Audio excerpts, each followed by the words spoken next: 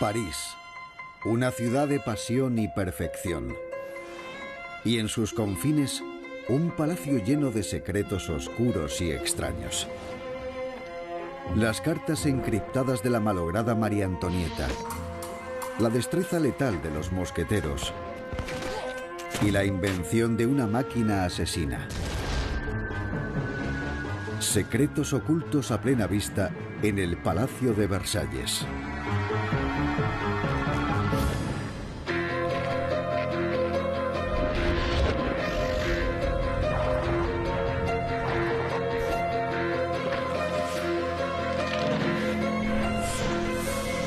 Secretos de los museos. Cada año en las afueras de París, 10 millones de visitantes acuden en masa a un museo que antiguamente fue un palacio real, Versalles. En estas habitaciones los reyes gobernaron Francia y gran parte de Europa, convenciendo a sus súbditos de que habían sido designados por Dios. Versalles es un teatro. Es un lugar diseñado para el espectáculo permanente del rey y su poder único. Desde la llegada del rey Sol, Luis XIV, en 1682, hasta el comienzo de la Revolución Francesa en 1789, Versalles fue el epicentro del país. Aquí, los monarcas de Francia encargaron tesoros exquisitos, procrearon preciosos bebés e iniciaron guerras cruentas. Esta solemne galería es conocida como el Salón de las Batallas. Muchos regimientos franceses están representados aquí, incluidos algunos que todavía hoy existen. Pero este uniforme solo se utilizó durante algunas décadas. Tiene la cruz blanca de los mosqueteros. Los tres mosqueteros. En las películas, los mosqueteros son unos desenfadados guerreros inmersos en una aventura. Porthos, Athos, Aramis y el joven D'Artagnan combaten con destreza en pos de la victoria bajo el grito de todos para uno y uno para todos. Pero ¿cómo era realmente ser mosquetero? Ese es nuestro secreto de museo. La historia comienza en el palacio del siglo XVII, Vaux-le-Vicomte, donde Luis XIV asistía a fastuosas fiestas acompañado por sus mosqueteros. Estos espadachines modernos son expertos en la historia y técnica de combate de los mosqueteros y hoy han aceptado entrenar a un nuevo recluta. Hola, bienvenidos a mi sala de esgrima. Gracias, soy Rob. Michel. Encantado. Robert Miles es un actor que va a interpretar a D'Artagnan en Los Tres Mosqueteros. ¿Qué vamos a hacer hoy? Vamos a aprender a combatir como un mosquetero. Me parece genial, muy bien. Es un privilegio para un actor británico estar aquí con estos ex campeones del mundo franceses practicando combate escénico. Estas oportunidades nos surgen muy a menudo. 1, ¿ves? 2, 3. Rob espera aprender también algo acerca de los mosqueteros como personas. El D'Artagnan de la ficción estaba basado en un noble real de Gascuña, una región famosa por producir impetuosos guerreros. ¿Qué se sabe de la actitud de D'Artagnan como persona? ¿Le gustaba pelear? ¿O lo hacía porque tenía que hacerlo? Yo soy D'Artagnan. D'Artagnan, vale. Si hago esto, Vale. ¿vale? Así que quiere pelear. Muy bien. Se enfadaba rápido. Se enfadaba con facilidad. Eso está muy bien saberlo. ¿Y se debe a su lugar de procedencia? ¿Es una característica gascona? Entiendo. En la realidad y en las películas, los mosqueteros se entrenaban para ser letales. He cometido un error garrafal y me ha costado la vida. Los mosqueteros de Hollywood se enfrentan a los hombres del cardenal y sus hazañas tienen a menudo un cariz cómico. Los verdaderos mosqueteros tenían una misión más seria. Las cruces de sus uniformes simbolizaban la llamada sagrada. Eran los guardaespaldas del rey, lo que los convertía en guardaespaldas de Dios. Cada mosquetero juraba proteger a su rey Dios con su vida. Cuando el rey asistía a funciones sociales como las que se celebraban en este castillo, se enfrentaba a amenazas potenciales de asesinos. En cualquier momento sus mosqueteros podían ser puestos a prueba. Aramis, hagas lo que hagas, no lo mates. Te enseñaré a ser mosquetero. ¿En serio? Con la espada de mi padre. Has mostrado poca destreza, ¿no? Lo suficiente para atravesarte. Para interpretar a un mosquetero como el público lo imagina, Ron necesita realizar movimientos mucho más dramáticos y dinámicos.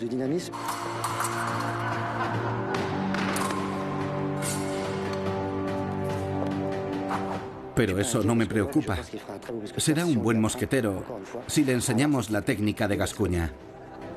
Rob empieza a pensar que la vida de un mosquetero debía ser muy divertida, igual que en las películas. Todos para uno y uno para todos. Pero lo que no sabe es que cuando Luis XIV declaró la guerra, todo cambió.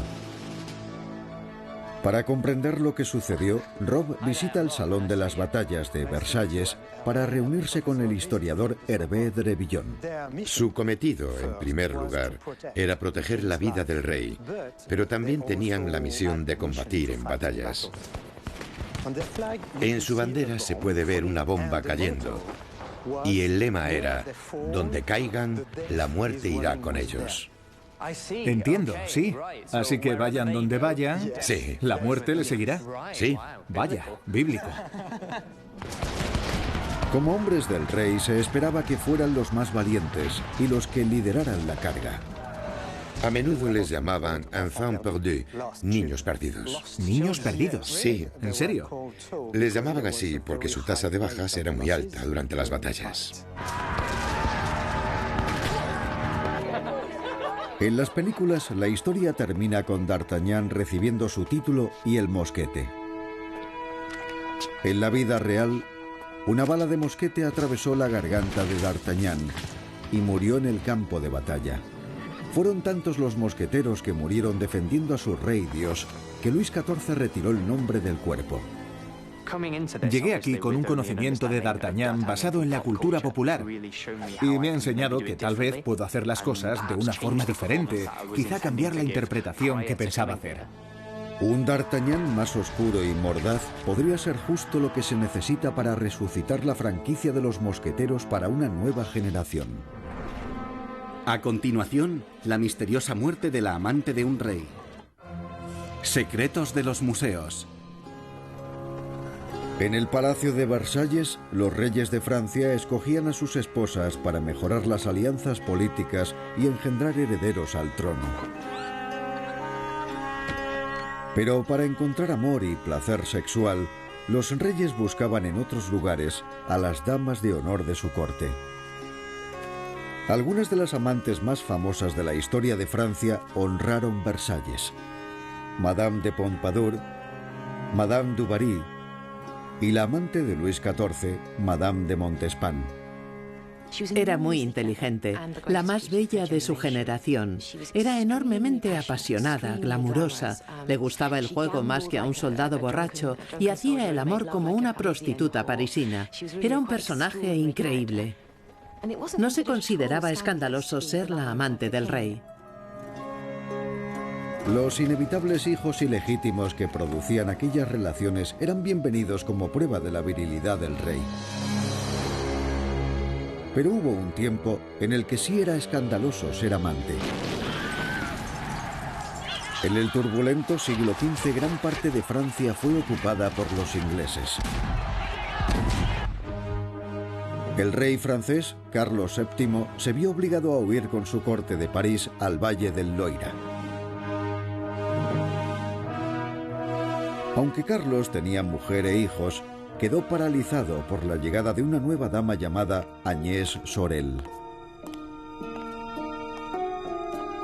Carlos llevó a Agnès a su lecho. Pero después de 6 años como amante del rey, la joven falleció por causas desconocidas. ¿Cómo murió Agnès Sorel? Y dejó su huella en la historia. Esos son nuestros secretos de museo. En la Francia actual no existe un detective histórico más competente que el paleopatólogo Philippe Charlier.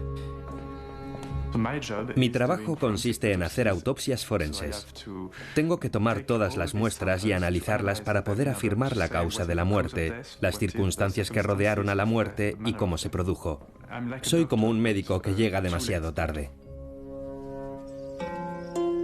Recientemente, Charlier viajó a la localidad de Loches para investigar la muerte de Agnès Sorel. Algunos sospechaban que su lugar de reposo final estaba aquí, en esta iglesia medieval. Al lado del altar hay un sarcófago con las alas de un ángel y una inscripción: La Dama de la Belleza. Nosotros queríamos exhumar el cuerpo, o lo que quedara del cuerpo, para comprobar primero la identidad de esta persona y luego, si era posible, descubrir la causa de la muerte de esta mujer. La urna funeraria contenía un cráneo humano. El análisis de la dentadura reveló que se trataba de una mujer joven. Y tras la reconstrucción facial, su rostro mostraba un gran parecido con Agnès Sorel. Su ataúd se encuentra al lado del castillo donde pasó los últimos años de su vida. Aquí alumbró a los 3 hijos del rey Carlos y dejó también su huella en la historia de la moda. Usaba espléndidos vestidos de encaje que le permitían mostrar su magnífico busto. Agnès llevó a la corte del rey un estilo reservado anteriormente a las prostitutas. Pero no era solo una mujer bella. Mostró un gran interés en la política. Supo que la guerra con los ingleses iba mal porque su adorado rey se había quedado sin dinero para pagar a sus ejércitos. Y utilizó su considerable encanto para convencer a los nobles ricos de que respaldaran al rey. Sin aprovecharse jamás de su deslumbrante físico, consiguió que el rey financiara su campaña. Con aquellos recursos, Carlos derrotó a los ingleses y protegió sus fronteras. Para mostrar a Agnès su agradecimiento, el rey hizo algo que ningún monarca francés había hecho antes: la convirtió en su amante oficial. Amante oficial era un trabajo en la corte. Tenía su propio apartamento, sus sirvientes, recibía visitas como miembro importante de la corte. Las personas de más edad de la iglesia estaban horrorizados de que a una simple amante se le diera un estatus tan elevado. Sin inmutarse, Carlos fue un paso más allá. Mostró su amor por Agnès haciendo legítimos a sus hijos. Aquello enfureció al hijo mayor de Carlos, que temía que aquellos niños pudieran un día amenazar su derecho al trono. Es posible que pensaran en formas para deshacerse de ella. Sus enemigos tenían razones para quererla muerta. Pero para descubrir las pruebas de que fue asesinada, el doctor Philippe Charlier necesitaba determinar la causa de su muerte examinando las evidencias físicas. Encontramos muchos huevos y muchos parásitos dentro de los restos del cuerpo. Charlier detectó también pequeñas cantidades de mercurio. ¿Por qué mercurio? Sabemos que el mercurio se utilizaba en aquella época, en la Edad Media y el Renacimiento, para la cura de parásitos internos. El mercurio podía explicarse como medicación. Pero cuando Charlier realizó la misma prueba con el cabello, el nivel de mercurio se disparó. Esto demuestra que ingirió realmente una gran cantidad de mercurio 2 o 3 días antes de su muerte. Tal vez alguien añadió mercurio a su medicación o la obligó a ingerirlo. De cualquier forma, Agnès recibió una dosis letal. Así que pudo haber sido un accidente, es posible. Pero a lo mejor fue un crimen para destruir la enorme influencia que tenía sobre el rey. Pero si alguien cegó su vida para terminar con su influencia, fracasó. A partir de entonces, ser la amante del rey dejó de considerarse escandaloso. Era realmente una profesión y muy seria, y un puesto por el que muchas mujeres competían encantadas. La primera amante oficial fue Agnès Sorel, y desde entonces aquel puesto lo ocuparía la mujer que a la sazón fuera la amante favorita. Tras su muerte, Agnès Sorel fue largamente llorada por el rey. Se sospecha que en su ataúd hay vestigios de sus lágrimas. A continuación, la reina pierde la cabeza. Secretos de los museos. Para los visitantes modernos que recorren sus dorados salones, Versalles puede parecer un escenario de la serie Estilos de vida de los ricos y famosos, y es porque en realidad lo era. Aquí vivían las celebridades de la época, y las deslumbrantes reproducciones recordaban a todo el mundo quién era el jefe, el rey. El rey es una persona sagrada. Ha sido elegido por Dios para ser el rey de Francia. Por tanto, en 1789, el rey Luis XVI no estaba preparado para el estallido de la Revolución, cuando sus súbditos tomaron la Bastilla, declararon iguales a todos los hombres y 4 años después lo enviaron a la guillotina. Aunque su muerte cambió la historia, su mujer es más conocida.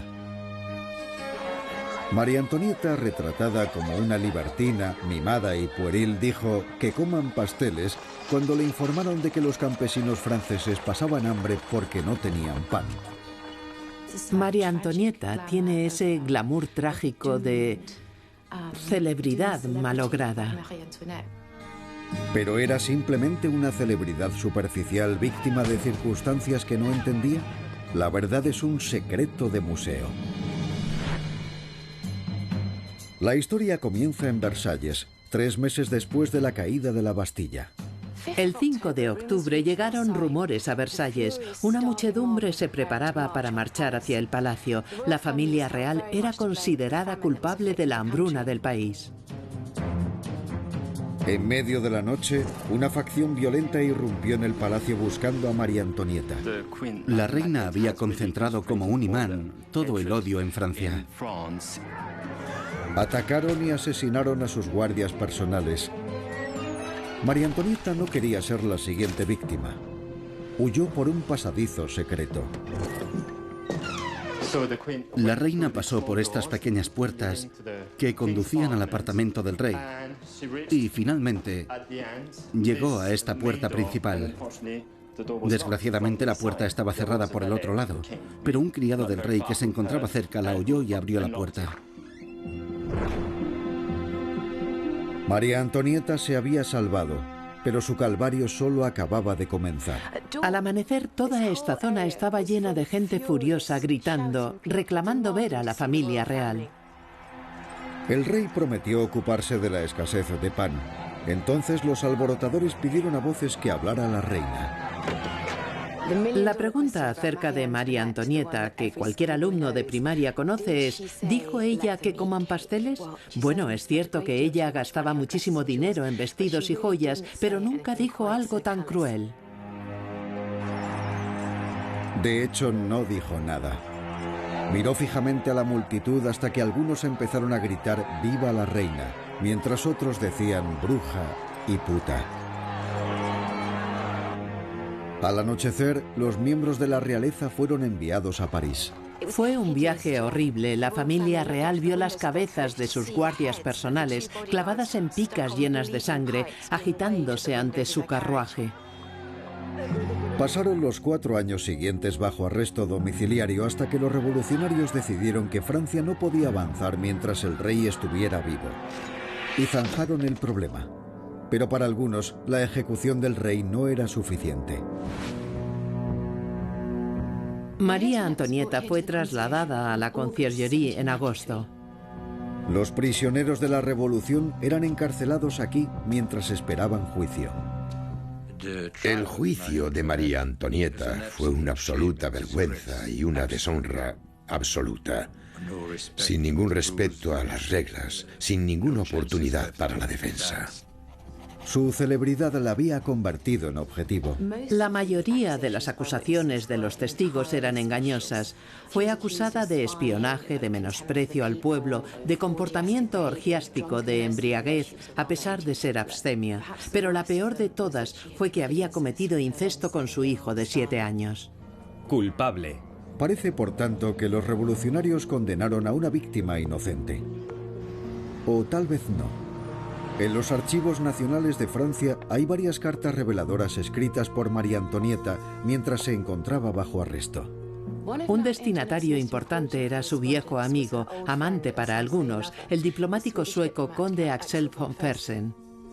Estas cartas fueron escritas en un código secreto. Utilizaban una clave para cada letra y diferentes letras se correspondían línea a línea alternativamente para producir una nueva serie de frases. El código solo se podía descifrar con una palabra clave. Lo conmovedor, supongo, es que aquí la palabra clave es valor. Parece un grito de auxilio desesperado. Se podría pensar que eran cartas de amor, pero no lo son. Tratan de política. María Antonieta era consciente de la situación política. Pasaba mucho tiempo atendiendo su correspondencia con posibles aliados. Suplicó a von Fersen y a otros líderes extranjeros que ayudaran a restaurar la monarquía, invadiendo Francia. Eso es alta traición. Traicionó a su país.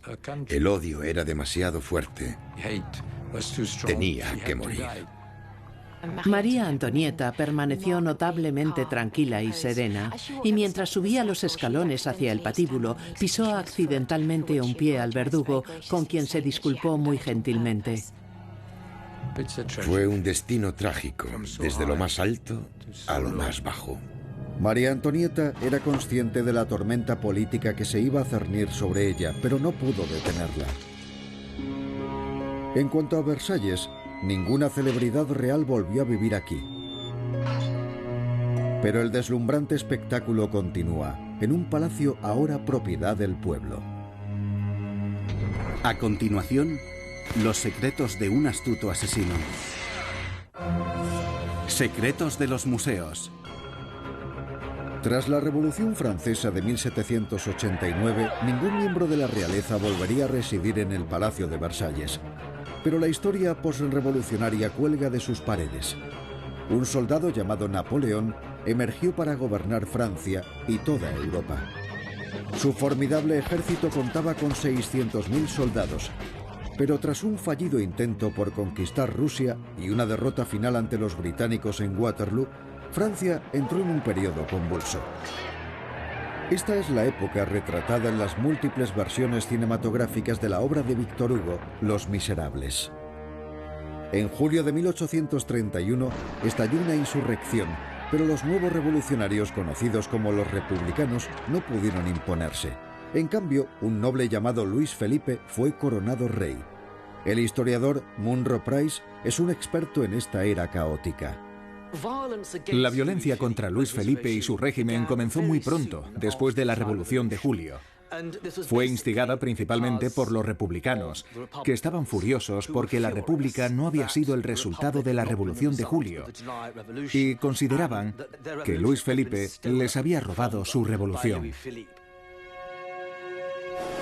En una galería de Versalles cerrada al público, esta pintura representa un evento acaecido 5 años después de la coronación de Luis Felipe, cuando un desfile real acabó en tragedia. Cundió el pánico. Hubo muchas personas arrolladas, caballos muertos y gente bañada en sangre. La causa del caos es difícil de distinguir, pero si observamos más de cerca, en la ventana de un segundo piso se puede apreciar una nube de humo. Lo que sucedió aquí es un secreto de museo. Nuestra historia comienza en los suburbios de París, donde en la década de 1830 residían muchos veteranos de guerra empobrecidos, incluido un hombre llamado Giuseppe Fieschi. Era un hombre extraordinario. Había sido soldado en el ejército de Napoleón y había sobrevivido a la retirada de Moscú. Era extremadamente duro y poseía ingenio, inteligencia y ciertas habilidades prácticas. Fieschi conoció a un grupo de conspiradores republicanos cuyo objetivo era asesinar al rey Luis Felipe. Estaban informados de que un desfile real tenía previsto recorrer uno de los bulevares centrales de París. A cambio de una fortuna, Fieschi aceptó disparar al rey y juró salvaguardar la identidad de los conspiradores. Para iniciar sus preparativos, visitó el Boulevard du Temple y alquiló una habitación en un piso superior. Desde aquí, la procesión estaría dentro del alcance de los mosquetes. Pero había un inconveniente. Para recargar un mosquete se necesitan varios segundos. Tendría que matar al rey con el primer disparo o no podría escapar. Y no estaba seguro de poder llevarlo a cabo. En un campo de tiro cerca de París, Munro va a analizar las dificultades que rondaban la mente de Fieschi. Fieschi preparó el atentado para acabar con la vida del rey Luis Felipe con sumo cuidado. Sabía que iba a enfrentarse a un objetivo en movimiento. El rey iría montado a caballo y estaría rodeado de varios de sus hijos y de su personal.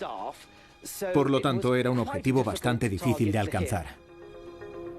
Objetivos que representan a Luis Felipe y a su séquito se han colocado a una distancia exactamente igual a la que había desde la ventana de Fieschi hasta la calle.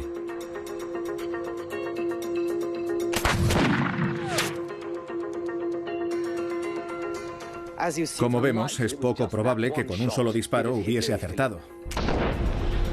Fieschi lo sabía, pero como veterano de guerra también conocía de primera mano la potencia letal de los mosquetes. Y se preguntaba, ¿cómo podía un asesino en solitario aprovechar esta potencia de fuego? La necesidad fue la madre del ingenio. Esta máquina que tenemos aquí es conocida con el nombre de máquina infernal, llamada así por Giuseppe Fieschi, su inventor y su primer y único operador hasta la fecha. Está compuesta de 22 cañones de mosquete dispuestos en un marco de madera. La víspera del desfile, las cosas no se desarrollaron tal y como Fieschi había planeado. Él y su colaborador, Morey, cargaron todos los cañones de mosquete con balas y perdigones. Lo que Fieschi no sabía es que Morey manipuló algunos de los cañones. Los conspiradores no confiaban en que Fieschi mantuviera su plan en secreto. A la mañana siguiente, el desfile real se fue acercando, acompañado de una multitud bulliciosa. Seguramente había un ruido inmenso en el ambiente, con redoble de tambores y música militar. Fieschi debía de estar extremadamente tenso. No había forma de saber si la máquina funcionaría. Fieschi hizo estallar su artefacto aplicando el fuego de un fósforo al detonador, situado en el 13º cañón de mosquete. Muchos de los cañones abrieron fuego, pero algunos le explotaron en la cara. En la calle, la ráfaga causó estragos. La escena fue indescriptible. Realmente terrible e impactante. 18 personas alrededor del rey murieron. Otras 22 resultaron heridas. El intento de asesinato fracasó. El rey se salvó por un pelo. Literalmente por un pelo. Fieschi no tuvo tanta suerte. La metralla de uno de los cañones explotó y le alcanzó.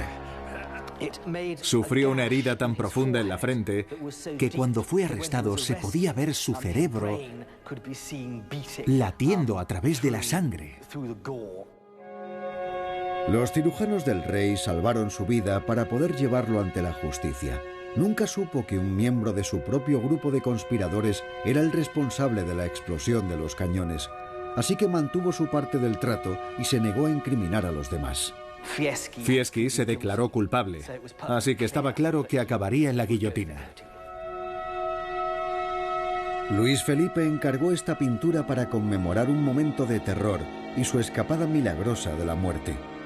El rey conservó su trono como último rey de Francia, mientras que Fieschi perdió la cabeza. A continuación, el secreto del elixir de un monje. Secretos de los museos. En el interior del Palacio de Versalles, la directora del museo, Beatrix Sol, ha accedido a recrear un ritual de los tiempos de Luis XIV. Una vez al día, este bastón desfilaba por los pasillos de palacio para señalar un evento trascendental, la Cena del Rey. Por decreto real, sus súbditos podían contemplarlo mientras devoraba su habitualmente gigantesco banquete. 4 platos de sopa seguidos de un faisán, una perdiz, ragús, olla podrida, es decir, carnes bañadas en salsa, salsas grasas y un plato de pasteles y huevos duros para terminar. Mientras tanto, a 200 kilómetros de distancia, en este monasterio francés, un humilde monje llevaba una vida mucho más sencilla. Dicho monje compartía una sola cosa con Luis XIV. Ambos habían nacido en el año 1638. Los dos hombres nunca se conocieron, pero sus vidas se entrecruzarían de una manera muy personal. ¿Cómo sucedió esto? Es un secreto de museo. En Versalles, los cortesanos satisfacían todos los caprichos de Luis XIV. El monje, por otro lado, tenía que someterse a los caprichos de su abad, que le ordenó elaborar vino para pagar el mantenimiento del monasterio. Desafortunadamente, el monasterio estaba ubicado en una provincia del norte. Los inviernos a veces mataban las vides.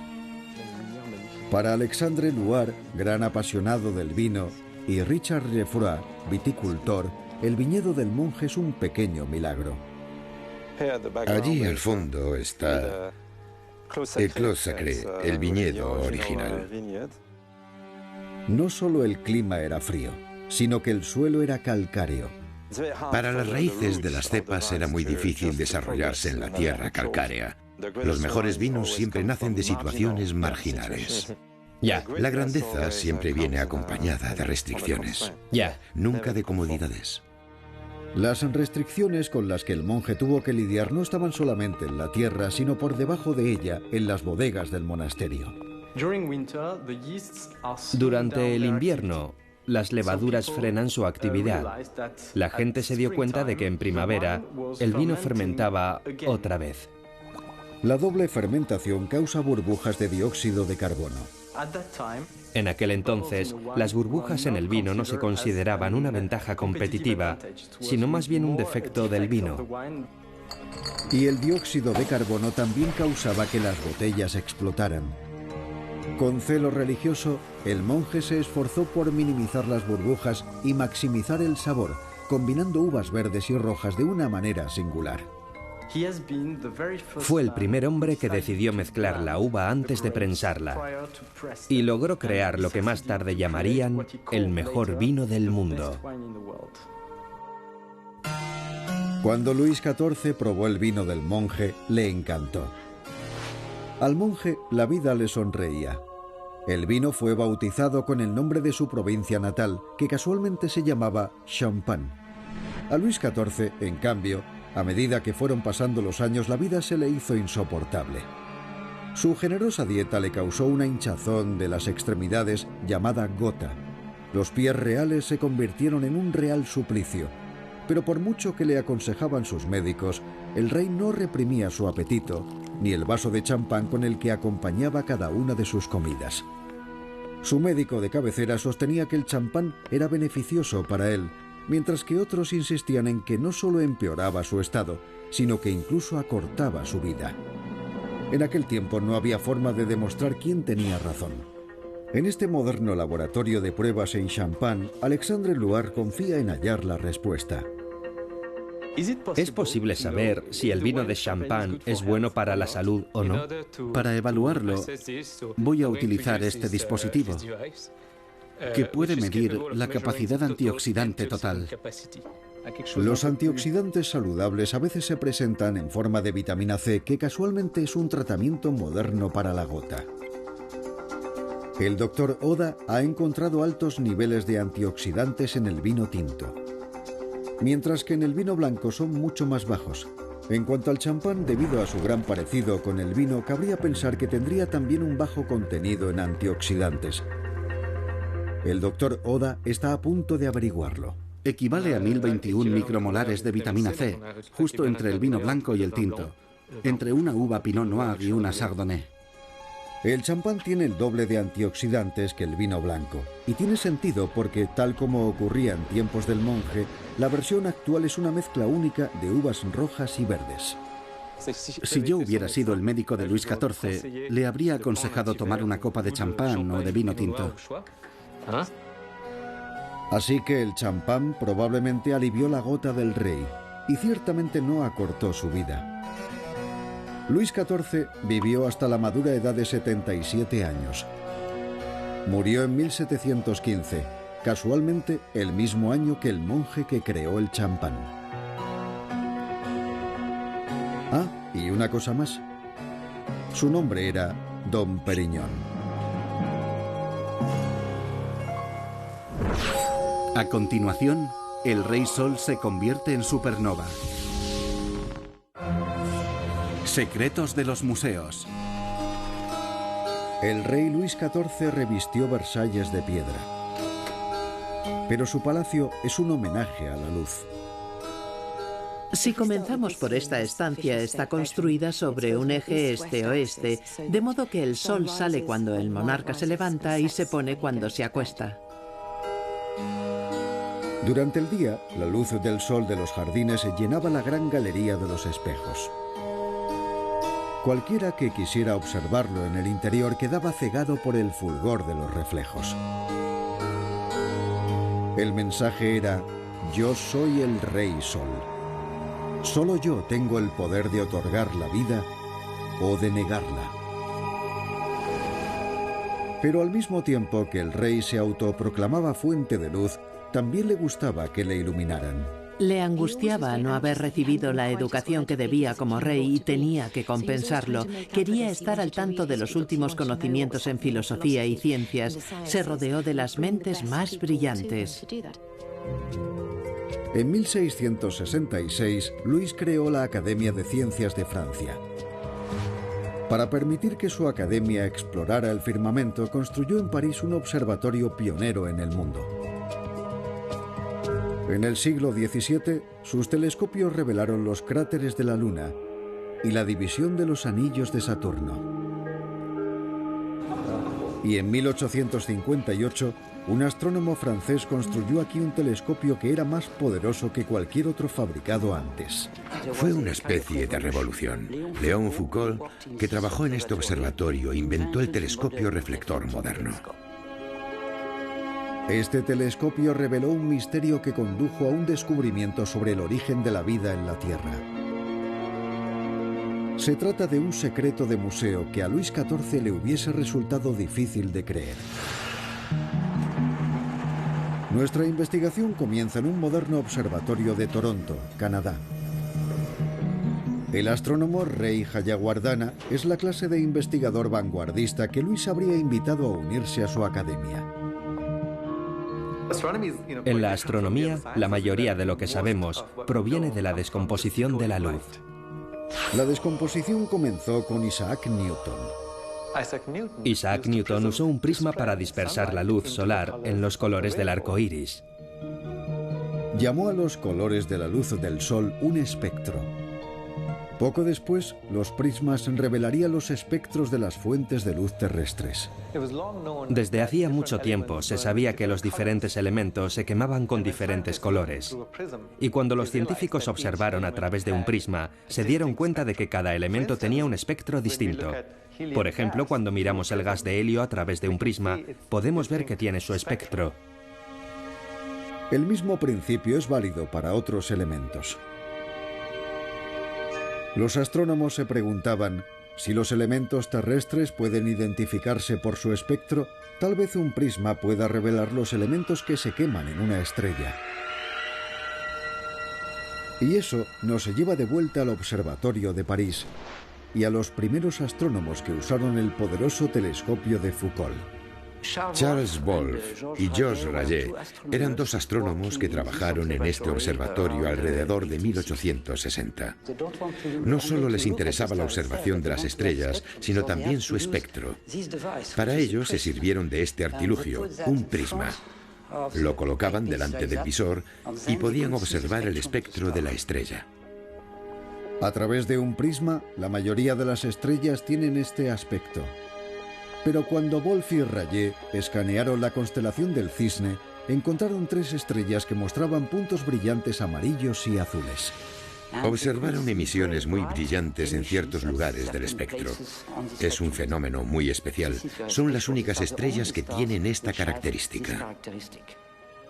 Las estrellas recibieron el nombre de Wolf-Rayet. Pero Wolf y Rayet nunca descubrieron qué elementos les conferían su espectro único. Y siguió siendo un misterio durante muchos años. En el siglo XX, telescopios mucho más poderosos permitieron a los astrónomos contemplar las estrellas Wolf-Rayet con mucha mayor nitidez. Es una imagen del telescopio espacial Hubble de una estrella Wolf-Rayet. Está justo en el centro, pero a su alrededor da vueltas todo este otro material. Con instrumentos modernos, los espectros del material giratorio revelan un caldo primordial. En esas capas externas hay elementos como carbono, oxígeno y nitrógeno que se formaron en el interior de las estrellas, y las capas son expulsadas hacia el espacio. Estas estrellas son las primeras etapas de algo mucho más grande. Los astrónomos creen que las estrellas Wolf-Rayet llegarán a explotar completamente como supernovas. Las supernovas son explosiones espectaculares que sembraron nuestra galaxia con los elementos esenciales para la vida. El oxígeno que respiramos, el hierro de nuestra sangre y el calcio de nuestros huesos proviene de esas estrellas. Y si no fuera por esos elementos no estaríamos aquí. Son estrellas vitales para la vida que conocemos. Vida que nos incluye a ustedes y a mí, y al Rey Sol, Luis XIV. Luis creía que tenía el poder de otorgar la vida, pero en realidad las estrellas Wolf-Rayet son el verdadero Rey Sol.